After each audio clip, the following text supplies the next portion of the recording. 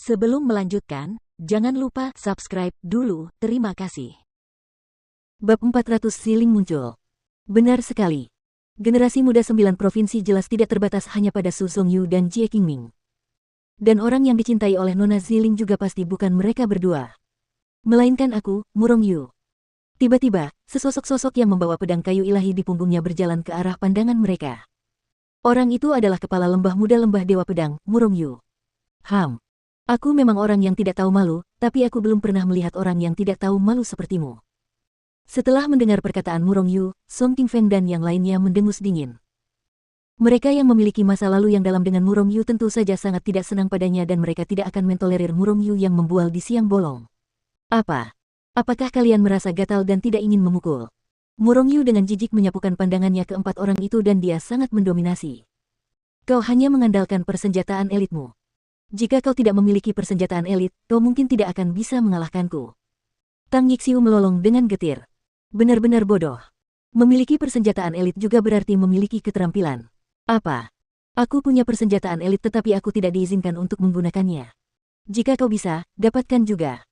Jika kau tidak memiliki kemampuan itu, jangan beritahu orang lain bahwa mereka tidak dapat menggunakannya. Kata Murong Yu dengan nada meremehkan. Omong kosong. Apakah kamu sendiri yang mendapatkan pedang kayu ilahi itu? Kamu hanya mengandalkan fakta bahwa kamu memiliki kakek yang baik. Bai Yunfei mengumpat. Memiliki kakek yang baik berarti aku telah melakukan banyak hal baik di kehidupanku sebelumnya, jadi itulah mengapa aku memiliki keberuntungan dalam kehidupan ini. Kalian semua tidak perlu mengagumi atau iri. Jangan melakukan hal-hal jahat lagi dalam hidup ini dan lakukan lebih banyak hal baik. Mungkin kalian bahkan bisa terlahir sebagai janin yang baik di kehidupan selanjutnya. Namun melihat moralitas dan perilaku kalian saat ini, aku khawatir kehidupan kalian selanjutnya akan mengerikan. Murong Yu mengejek, secara diam-diam menunjukkan bahwa mereka berempat tidak akan memiliki kesempatan dalam kehidupan ini dan hanya bisa berharap untuk kehidupan selanjutnya. Ya, tentang keberuntungan, kakekmu benar-benar memiliki keberuntungan yang sangat buruk. Dia tidak hanya tidak mati setelah tertimpa tebing, dia bahkan mengambil senjata elit. Namun sayangnya, dia terluka parah karena jatuh dan kurang dari 2 tahun setelah mengambil senjata elit, kakinya lemas, dan dia meninggal. Hahaha. Liu Xiaoyao juga mengejek dengan dingin. Liu Xiaoyao, kau benar-benar ingin mati. Dan setelah mendengar kata-kata itu, wajah Murong Yu tiba-tiba menjadi dingin. Dia mengeluarkan pedang kayu ilahi di belakang punggungnya dan tekanan tak terbatas menyapu ke arah Liu Xiaoyao. Asteris ledakan. Akan tetapi, sebelum tekanan itu menyentuh Liu Xiaoyao, lapisan riak datang meledak dan setelah riak itu menghilang, orang-orang dengan heran menemukan bahwa seorang pria parubaya memegang kipas lipat tanpa suara muncul di hadapan Liu Xiaoyao dan orang itu adalah pimpinan lembah bebas dan tak terkekang. Kepala lembah Murong, uruslah anakmu sendiri. Saat ini, kita bersatu. Di mana letak kesopanannya dengan saling menyakiti seperti ini? Setelah pemimpin lembah bebas dan tak terkekang menangkis serangan itu, dia tidak mempersulit keadaan bagi Murong Yu dan dia hanya berteriak marah kepada sosok yang berjalan di belakang Murong Yu. Orang itu adalah ayah dari Murong Yu, pemimpin lembah Dewa Pedang. Yuer, lembah Dewa Pedangku saat ini bersekutu dengan sekolah Yuangang, sekolah Dewa Api, sekte putih tersembunyi, dan lembah bebas dan tak terkekang. Di masa depan, kamu tidak boleh begitu tidak tertib dan menimbulkan masalah bagi para senior lainnya. Atau, aku akan mengambil kembali pedang kayu ilahi milikmu. Alis kepala lembah Dewa Pedang itu miring ke dalam dan dia menegur dengan dingin. Aku tidak akan berani lagi. Murong Yu jelas sangat takut pada ayahnya. Terutama setelah mendengar bahwa dia akan mengambil kembali pedang kayu ilahinya, dia buru-buru mengakui kesalahannya karena takut. Melihat pemandangan itu, wajah Tang Yixiu, Song Qingfeng, dan yang lainnya pun bersinar lebih terang saat mereka mencibir di samping. Kalian semua juga perhatikan baik-baik. Dari segi usia, kalian bahkan sedikit lebih tua dari Murong Yu. Sebagai senior, tidak bisakah kalian mengalah sedikit kepada junior? Namun, tepat pada saat itu, kepala lembah bebas dan tak terkekang berteriak pada keempatnya. Hubungan lembah bebas dan tak terkekang dengan kekuatan lain selalu sangat baik, jadi pemimpin lembah bebas dan tak terkekang juga setara dengan yang lebih tua. Karena itu, Tang Yixiu dan yang lainnya menundukkan kepala mereka tanpa suara saat menghadapi teriakan pemimpin lembah dan tidak berani membantah.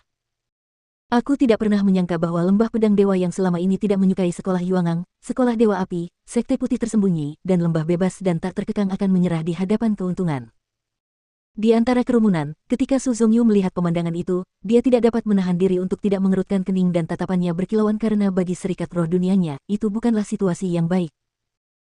Ini semua karena klan Jie yang bermain trik di belakang mereka. Jika ini terus berlanjut, aku khawatir cepat atau lambat, World Spirit Guild-ku dan klan Jie akan mengalami pertempuran hebat. Seorang tetua dari World Spirit Guild berkata dengan suara rendah. Tidak masalah. Kita hanya perlu bertahan 1 tahun lagi. Setahun kemudian, akan tiba saatnya mereka membayar harganya. Tatapan wakil ketua Gao menjadi dingin. Dan setelah mendengar kata-kata itu, Su Zongyu dan yang lainnya yang menerima pesan mental itu semua terkejut. Terutama Gubo. Dia bahkan diam-diam berkata, 1 tahun lagi, leluhur tua itu akan keluar. Aku benar-benar ingin melihat kejayaannya. Tapi Chu Feng, bisakah kau bertahan melewati 1 tahun ini? Selama dia memikirkan Chu Feng yang diinginkan oleh 6 kekuatan puncak di 9 provinsi saat ini, Gubo sangat khawatir. Lihat, Nona Ziling datang. Tepat pada saat itu, sebuah teriakan tiba-tiba terdengar dari kerumunan dan tak lama kemudian, pandangan semua orang tak dapat menahan diri untuk tidak menyapu ke arah cakrawala yang jauh. Pada saat itu, jantung hampir semua orang tak dapat berhenti berdebar kencang karena di balik cakrawala, sebuah tandu indah, yang dibawa oleh 4 orang ahli alam surga, perlahan-lahan mendekat. Orang-orang di tempat kejadian tidak asing dengan gaya penampilan istimewa itu. Itu adalah penampilan unik Ziling. Sebagai putri angkat Qin Lei, kepala villa bergengsi, posisi Ziling di villa bergengsi itu bisa dikatakan sangat tinggi. Selain itu, beberapa orang yang memiliki informasi orang dalam juga memahami bahwa Ziling juga memiliki seorang kakek yang luar biasa. Kekuatan kakek itu mungkin tidak lebih lemah dari Qin Lei, bahkan mungkin lebih kuat darinya. Jadi, semua orang yang ada di tempat kejadian, selama laki-laki, ingin menjadi orang yang dapat menjodohkan Ziling, dan mereka ingin merebut hati gadis muda itu. Akhirnya, tandu itu perlahan turun dan seiring dengan terbukanya pintu tandu itu secara bertahap, Ziling juga berjalan keluar dan muncul di hadapan semua orang. Ziling hari ini memang sangat cantik. Matanya besar dan bening, bulu matanya panjang dan lentik. Mata seperti itu sangat bersih, dan bahkan lebih menarik daripada mata rubah itu. Bahkan tidak perlu membicarakan wajah Ziling. Wajah oval yang sangat sempurna, hidung kecil, bibir merah muda seperti buah ceri, kulit putih bersih berkilau, dan ketika dihiasi dengan rok berwarna ungu yang berbeda dari orang banyak, itu benar-benar menyihir banyak orang. Wah, dia cantik sekali. Wanita seperti itu seharusnya hanya bisa muncul dalam mimpi, tapi aku tidak pernah menyangka bisa melihatnya di dunia nyata. Saat ini, aku seperti tiba di alam mimpi. Jika seseorang memiliki wanita cantik seperti Nona Ziling yang menemaninya dalam hidup, apalagi yang mereka butuhkan.